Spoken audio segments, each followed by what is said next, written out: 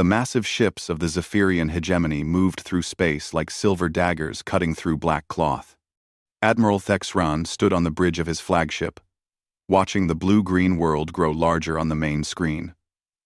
Earth. Another primitive planet to add to their empire. "Report," he said to his science officer. "The planet shows basic technology, sir. They have some colonies on their moon and a few mining operations on nearby rocks. Their ships are slow and weak. This should be easy." Thexran nodded. In his long career, he had conquered over 200 worlds. Most surrendered after seeing the power of the hegemony's fleet. The few that fought never lasted more than a few days. These humans would be no different. The Zephyrian Empire controlled almost 900 star systems. They had the best weapons, the fastest ships, and the strongest armies in the galaxy. When they wanted a world, they took it. When they wanted resources, they claimed them. No one could stop them. "How many of them live on this world?" Thexran asked. "About 8 billion, sir. They seem to live in large groups called cities. Most of their military bases are easy to see from space." "Good. Begin the standard attack pattern. Hit their military targets first. They will surrender quickly once they see they cannot win." The first wave of Zephyrian fighters screamed down from orbit. They struck military bases, weapon factories, and communication centers. Explosions bloomed across continents as human defenses crumbled under the assault. It was going exactly as planned. But then something strange happened. Instead of surrender messages, the humans sent something else. Every communication channel in the galaxy suddenly carried the same transmission. A human woman sat at a simple desk, her face calm but serious. Behind her was a blue flag with white symbols. "This is Sarah Chen, speaking for the United Earth government," she said. "We address this message to the Zephyrian hegemony and all who listen across the stars." Thexran leaned forward. Most species begged for mercy at this point, but this human seemed different. "You have attacked our world without warning or cause," Sarah continued. "You believe we are weak. You believe we will surrender without a fight. You are wrong on both counts." The bridge crew exchanged glances. The science officer looked confused. "Sir, their scans still show primitive technology.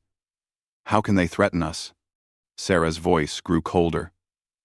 "This is Earth's final alert to the Zephyrian hegemony. Cease your attacks immediately, or witness our true wrath. You have been warned. This is wrath. Quote. End quote." The transmission ended. Thexran stared at the screen for a long moment. Then he began to laugh. His officers joined in. The idea of these primitives threatening the mighty hegemony was ridiculous. "Did she just threaten us?" asked the weapons officer.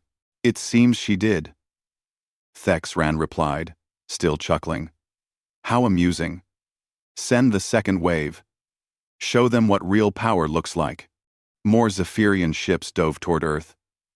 They expected to find broken defenses and scared humans ready to give up. Instead, they found something they had never seen before.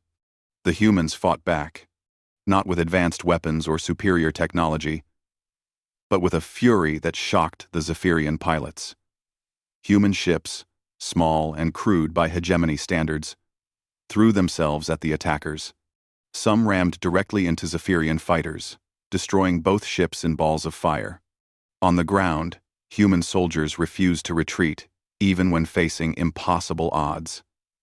They fought from every building, every street, every hole in the ground. When they ran out of bullets, they used knives. When they ran out of knives, they used rocks. "Sir," reported the tactical officer, his voice uncertain, "we are taking higher casualties than expected." Thexran frowned. "How much higher?" 3 times our projections, sir." "The humans. They fight differently than other species. They do not seem to fear death." This was troubling. Most civilizations valued survival above all else. When faced with certain defeat, they chose to live under Zephyrian rule, rather than die in a hopeless fight. But these humans seemed to prefer death to surrender. Worse, they were learning. Within days, human engineers had studied the wreckage of destroyed Zephyrian ships. They began building new weapons based on captured technology. Their crude factories suddenly produced improved missiles and better shields. How are they adapting so quickly? Thexran demanded. Unknown, sir. Their learning speed is far beyond our models. They seem to understand our technology almost instantly. Every day, the same message played across all frequencies. Sarah Chen's calm voice delivered the same warning. Cease attacking, or witness our true wrath. Other powers in the galaxy began to take notice. The Zephyrian hegemony had never taken this long to conquer a primitive world. Diplomatic messages flooded in from allied and enemy governments alike, all asking the same question. What was taking so long? Thexran felt his confidence shaking. These humans were supposed to be easy prey. Their technology was centuries behind Zephyrian science. Their ships were slow and weak. Their weapons were primitive. But they would not break. Prepare the third wave, he ordered. Double the number of ships. If these humans want to fight, we will give them a real war. As more Zephyrian vessels moved toward Earth, Thexran stared at the planet that was supposed to be just another easy conquest. Something was wrong here. Something his intelligence reports had missed. But what? The answer would come soon enough. And when it did, it would change everything the Zephyrian hegemony thought they knew about war, about power, and about the species they had foolishly chosen to attack. Earth's final warning echoed through space, ignored by those too proud to listen. They would learn to regret that choice. 3 weeks had passed since the first attack on Earth, and Admiral Thexran was growing angry. This primitive world should have fallen by now. Instead, his forces were stuck in a grinding war that made no sense. Status report, he barked at his staff. We control 40% of Earth's orbital space, replied Colonel Zexkey. But the humans keep fighting. Every time we destroy one of their bases, 3 more appear. Every time we shoot down their ships, they build better ones. Thexran slammed his fist on the command table. This is impossible. Our intelligence showed them as barely capable of spaceflight. How are they improving so fast? The truth was disturbing. Human technology was advancing at a rate that defied all logic. Yesterday, they had crude missiles. Today they had guided weapons that could track Zephyrian fighters through evasive maneuvers. Last week, their shields could barely stop basic plasma fire. Now they absorbed hits that should have destroyed them completely. Sir, said the communications officer, we are receiving another transmission from the planet. The main screen flickered to life. Sarah Chen sat at the same simple desk. But now she wore a military uniform. Behind her, instead of a peaceful flag, images of burning Zephyrian ships played on repeat. This is day 21 of your unprovoked attack on Earth, she said. Her voice was still calm, but now it carried an edge of steel. You have lost over 300 ships and 15,000 soldiers. We have lost much more. But we continue to fight. Thexran leaned forward. 300 ships was a significant loss, but not enough to stop the hegemony. You still believe you can win through superior numbers and technology? Sarah continued. You are learning that humans do not fight the way you expect. We adapt. We overcome. We never surrender. She paused, looking directly into the camera, as if she could see through space to Thexran himself. I repeat Earth's final warning. Cease your attacks, or witness our true wrath. This is your last chance to withdraw with what remains of your fleet. The transmission ended. Last chance? Thexran laughed, but the sound was forced. With what army will these primitives threaten us? Deploy the reserve fleet. I want every ship we have in this sector focused on Earth. But as more Zephyrian vessels arrived, the situation only grew stranger. The humans seemed to know exactly where each new ship would appear. Their defenders were always in the right position, at the right time. Ambushes struck Zephyrian patrols with perfect timing.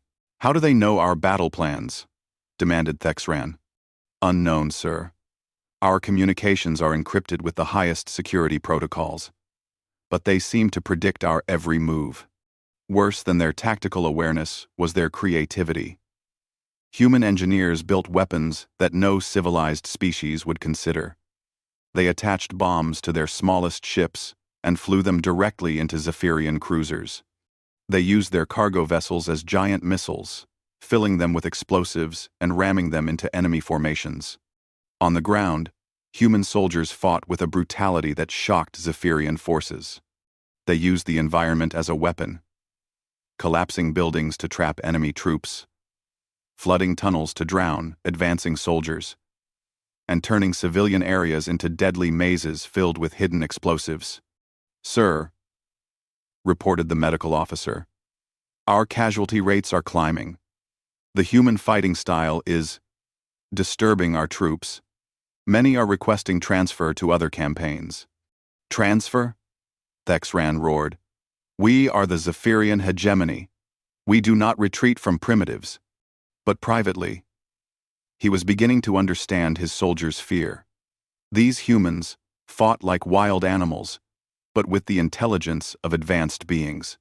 They showed no mercy, asked for no quarter, and seemed to welcome death if it meant taking enemies with them. The daily broadcasts continued. Each day, Sarah Chen delivered the same warning with slight variations. But now, other voices joined her. Scientists, soldiers, workers, children, all of them speaking with the same determination. "We know you are listening. Zephyrian Empire," said a young human male in one broadcast. "We know you think we are weak. We know you believe superior technology will win this war. You are wrong." 70. That. Another transmission showed an elderly human woman standing in the ruins of a destroyed city. "My children died in your first attack," she said quietly. "My grandchildren died in your second. I have nothing left to lose. But you still have ships to lose, soldiers to lose, time to lose." The messages were having an unexpected effect. Other galactic powers were paying attention to the war. Some began placing bets on how long the humans could hold out. Others started asking uncomfortable questions about Zephyrian military strength. "Sir," said the intelligence chief, "we are receiving inquiries from the Stellar Council, the Trade Federation, and even our allies in the Centauri Alliance. They want to know why we have not conquered this world yet." Thexran felt his reputation cracking. The Zephyrian hegemony was supposed to be unstoppable. They were the galaxy's greatest military power. Yet here they were, 6 weeks into what should have been a 3-day conquest, still fighting against spacecraft, held together with metal plates and determination. "Increase the bombardment," he ordered. "I want every military target on that planet destroyed." "Sir, we have already destroyed every target our scanners can identify, but new ones keep appearing." "Then scan deeper. There must be hidden bases we have not found." As the scans penetrated deeper into Earth's surface, they began to reveal troubling anomalies. Structures that did not match the primitive technology they had observed. Energy readings that suggested power sources far more advanced than anything humans should possess. "Sir," whispered the science officer, "these readings, some of these installations appear to be more sophisticated than our own." Thexran stared at the data. It was impossible. The initial surveys had been thorough. Earth was primitive. Earth was defenseless. Earth was supposed to be easy. But what if the surveys had been wrong? What if the humans had been hiding something? The thought sent a chill down Thexran's spine. He had committed his entire sector fleet to this campaign.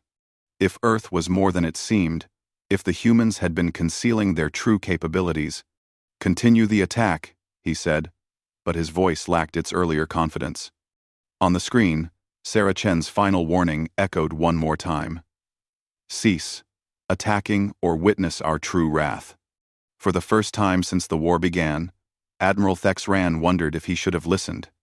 Admiral Thexran stood in the intelligence chamber, staring at reports that made no sense. 2 months of fighting had revealed impossible truths about the humans and their world. Everything the hegemony thought they knew was wrong. "Show me the deep scan results again," he ordered. The holographic display lit up with a 3-dimensional map of Earth and its surrounding space. Hidden beneath the planet's oceans were massive structures, shipyards larger than anything in Zephyrian space. Carved into asteroids throughout the solar system were weapons platforms that had somehow remained invisible to their sensors. "How long have these installations existed?" Thexran asked.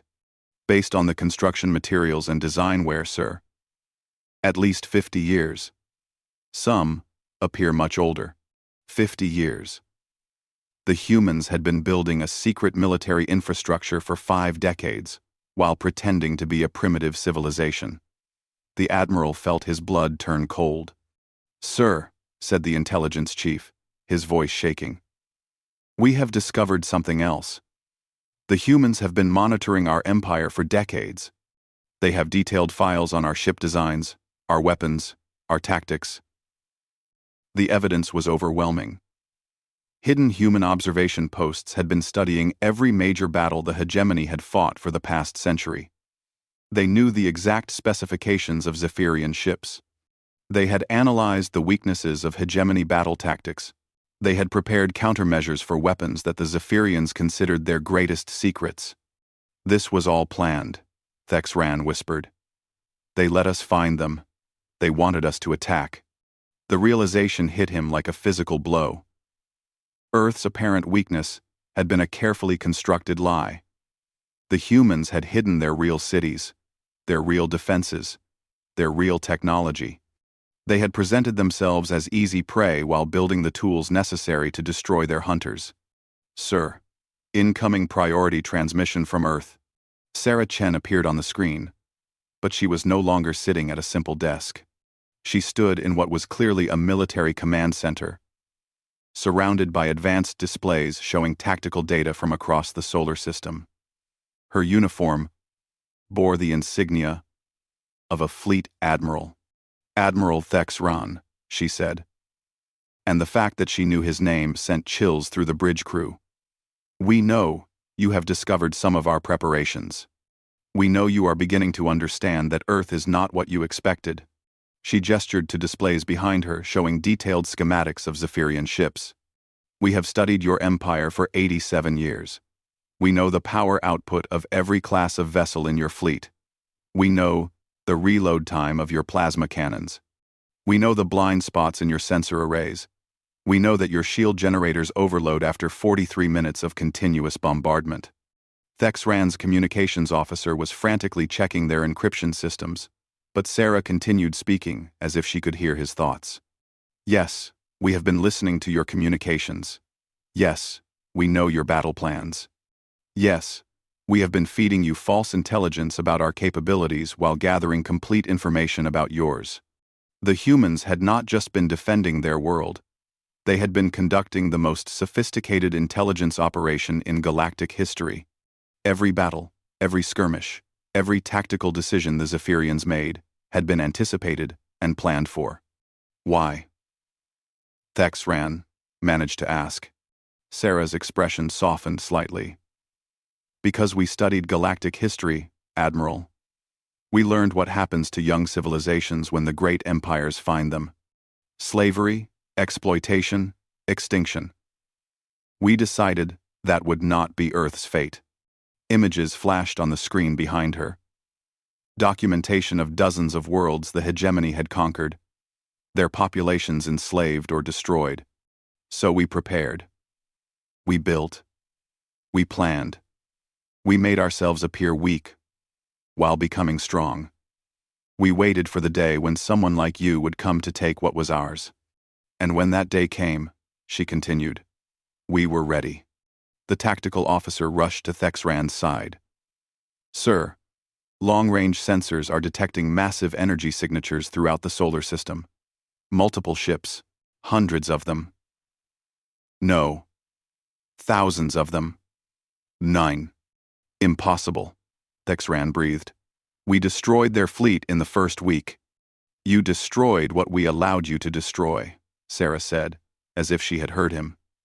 You have been fighting our defensive forces while our real military remained hidden. You have seen Earth's planetary guard. You have not yet seen Earth's true fleet.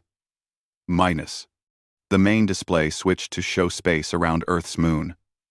What had appeared empty just moments ago was now filled with ships. Not the crude vessels they had been fighting, but sleek warships that seemed to bend light around their hulls. These ships were built specifically to fight your empire, Sarah explained. Every weapon system designed to penetrate Zephyrian armor. Every defense calculated to stop Zephyrian attacks. Every tactical system programmed with decades of study about how your forces operate. More ships appeared throughout the solar system as cloaking fields dropped away. They emerged from asteroid fields, from the shadows of moons, from what had seemed like empty space. For 2 months, you have been fighting with your full strength against a fraction of our defensive capabilities, Sarah continued. You have committed your entire sector fleet to this campaign. We have used less than 10% of our available forces. Thexran's legs felt weak. The Zephyrian Empire had sent their greatest military force against what they thought was a defenseless world. Instead, they had walked into a trap that had been 80 years in the making. This is your final opportunity to accept Earth's warning, Sarah said. Withdraw your forces now, while you still can. Continue this attack, and you will discover what we built when we prepared for war. The transmission ended, leaving the bridge in stunned silence. Orders, sir? Asked the tactical officer. Thexran stared at the screens, showing thousands of human warships surrounding his fleet. Every instinct told him to retreat, to report back to the hegemony, to admit that they had made a terrible mistake. But pride ran deeper than wisdom. All ships, he said slowly. Prepare for full assault. Show these humans the true power of the Zephyrian hegemony. It would be the last order Admiral Thexran would ever give. The moment Admiral Thexran gave the order to attack, space around Earth exploded into violence, unlike anything the galaxy had ever seen. But this was not the grinding battle of the past 2 months. This was systematic destruction on a scale that defied comprehension. The Zephyrian hegemony's sector fleet represented the greatest military force in galactic history. 10,000 ships arranged in perfect battle formations, armed with weapons that could crack planets and shields that had never been penetrated. They moved toward Earth with the confidence of a force that had conquered hundreds of worlds. They lasted exactly 17 minutes. The human ships that emerged from hiding were unlike anything in known space. They moved with impossible grace, phasing in and out of normal space like ghosts made of metal and energy. Their weapons fired beams that seemed to bend reality itself, and their shields absorbed Zephyrian fire as if it were nothing more than bright lights. "Sir," screamed the tactical officer, "they are cutting through our formations like they are made of paper." Thexran watched in horror as his mighty fleet was dismantled with surgical precision. The humans were not simply fighting. They were demonstrating complete mastery of three-dimensional warfare. Their ships appeared behind Zephyrian vessels, fired single devastating shots, then vanished before return fire could target them. Every weakness the hegemony possessed was being exploited perfectly. The 43-minute shield overload that Sarah Chen had mentioned? Human weapons were calibrated to trigger it in under 60 seconds. The blind spots in sensor arrays? Human ships materialized exactly where they could not be detected until it was too late. "How are they moving like that?" Thexran demanded. "Unknown, sir. Their drives appear to be folding space around them. They can jump from one location to another within the combat zone instantly. But the technology was only part of the horror. The tactical coordination between human ships was flawless, beyond any computer system the Zephyrians knew. Thousands of vessels moved as if controlled by a single mind, each one perfectly positioned to support the others while maximizing damage to their enemies. Sir, gasped the communications officer. We are receiving targeting data. They are telling us exactly where they plan to shoot before they fire. It was true. Human ships were broadcasting their attack patterns seconds before executing them. As if they were so confident in their superiority that they could afford to give their enemies advance warning. The Zephyrians tried to use this information to evade, but somehow the humans had calculated their evasion patterns as well. Dreadnought Squadron 7 is gone, sir. Carrier Group 12 is not responding. The battleship Eternal Conqueror has been destroyed. Reports flooded in from across the battlefield. Ships that had served the hegemony for centuries were being torn apart by weapons they could not understand. Employed by an enemy they had underestimated beyond all reason. Thexran tried to maintain command, but his fleet was dissolving around him. The humans were not just winning. They were toying with their enemies, demonstrating capabilities that suggested they could have ended the battle in minutes if they had chosen to.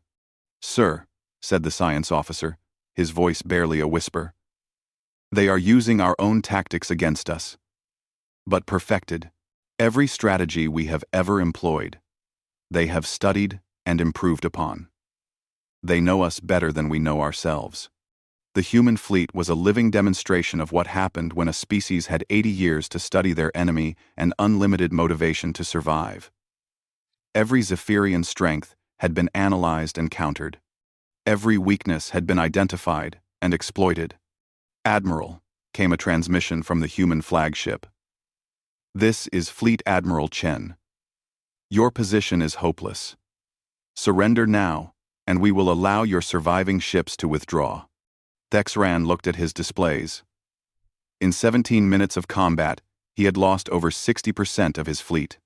The remainder were scattered, demoralized, and facing an enemy that seemed to control space itself.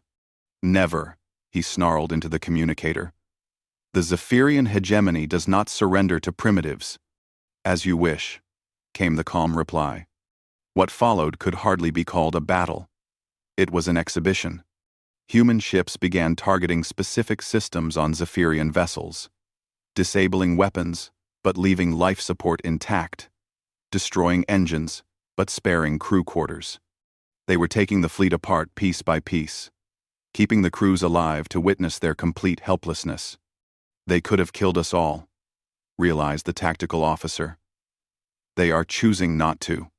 Sir, reported the scanner operator, incoming transmission on all frequencies. It is being broadcast to the entire galaxy. Sarah Chen appeared on every screen throughout Zephyrian space and beyond. Behind her, images of the battle played in real time, showing the complete destruction of the hegemony's greatest fleet. People of the galaxy, she began. Today, the Zephyrian hegemony learned that Earth is under the protection of humanity. For 87 years, we have prepared for this moment. For 87 years, we have built the tools necessary to defend our freedom. End quote. We, end quote.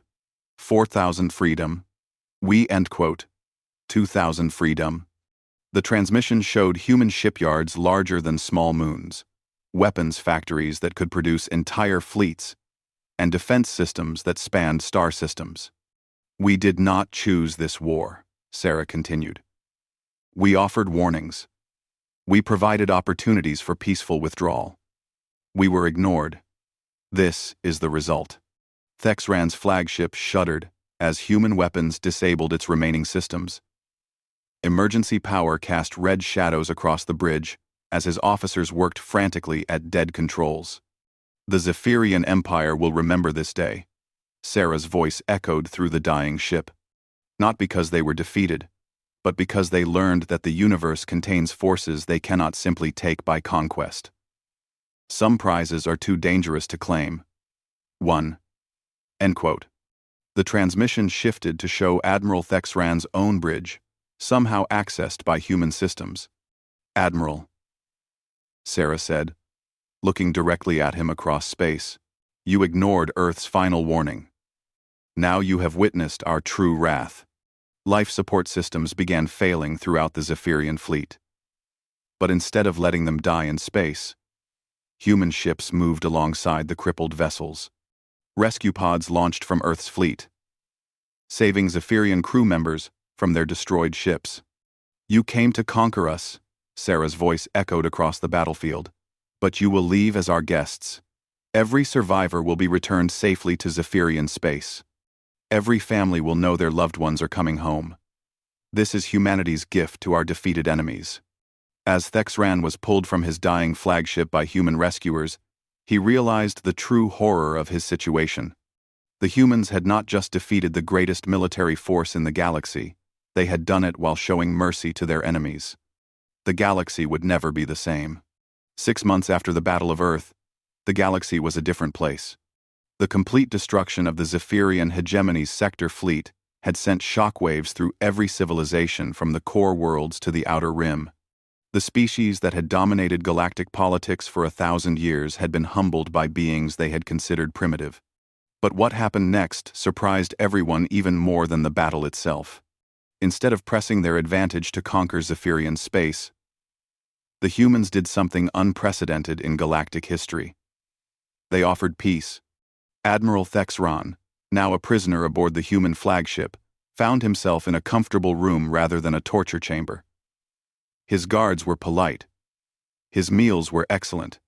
And every day, he was invited to speak with human diplomats, who seemed genuinely interested in preventing future conflicts. "Why?" he asked Fleet Admiral Sarah Chen during one of their conversations. Sarah looked out the viewport at Earth, now surrounded by the most powerful fleet in the galaxy. "Because we studied your history, Admiral. We know what the hegemony does to defeated enemies. We chose a different path. The humans had indeed chosen differently. Instead of demanding tribute or territory, Earth's representatives contacted every government in Zephyrian space with offers of technological exchange, mutual defense agreements, and collaborative research programs. They wanted partnerships, not subjects. We never wanted to conquer anyone," Sarah explained. "We prepared for war to ensure peace. Now that we have demonstrated our strength, we can negotiate from a position of respect rather than fear." The response was immediate and overwhelming. Dozens of Zephyrian worlds, tired of centuries of imperial rule, reached out to Earth seeking protection and alliance. The hegemony's rigid control began cracking as member species realized there was an alternative to submission. But the humans were careful. They did not simply replace one empire with another. Instead, they helped establish the Galactic Cooperation Council, where species could work together as equals rather than as rulers and subjects. "We have seen what happens when one power dominates the galaxy," explained Dr. James Martinez, Earth's chief diplomat, during the first council meeting. "History shows us that empires eventually fall, usually crushing those beneath them. We propose something better. A community of worlds that grows stronger through cooperation rather than conquest." The Council's first act was to establish rules for contact with developing civilizations. No more surprise attacks on unsuspecting worlds. No more forced slavery or resource extraction. Species would be approached with offers of trade and friendship, not ultimatums and bombardments. Admiral Thexran was eventually released and returned to Zephyrian space, carrying with him detailed records of everything he had witnessed. His reports to the remaining hegemony leadership described not just Earth's military might, but their unexpected wisdom. "They could have destroyed us completely," he told the High Command. "They could have taken our worlds, enslaved our people, made themselves the new galactic empire. Instead, they offered us a chance to join them as equals." The old guard of the hegemony rejected these offers, convinced that their ancient empire could recover from its defeat. They were wrong. Without the sector fleet, they could not maintain control over their vast territories. World after world broke away, seeking protection and partnership with the humans and their allies. Within 2 years, the Zephyrian hegemony had collapsed entirely, replaced by dozens of independent governments that chose cooperation over conquest. Many of their former subjects joined the Galactic Cooperation Council, bringing their knowledge and resources to the growing alliance. But Earth's influence extended far beyond politics. Human technology, developed through decades of focused research, began appearing throughout the galaxy. Their medical advances saved lives on 1,000 worlds. Their agricultural techniques fed populations that had known hunger for generations. Their engineering marvels connected distant systems through improved communication and transportation. They prepare for everything, observed Ambassador Keltar of the former hegemony, now a valued member of the Council. They studied war for 80 years and became the galaxy's greatest military power. Now they study peace with the same dedication and are becoming our greatest hope for a better future. Human ships, once hidden in the shadows, now traveled openly throughout the galaxy. They served as peacekeepers, mediators, and protectors for any species that requested their help. Their presence alone was enough to deter most conflicts, but when violence did occur, their intervention was swift and decisive. The transformation was not limited to military and political affairs. Human culture began spreading through the galaxy as well.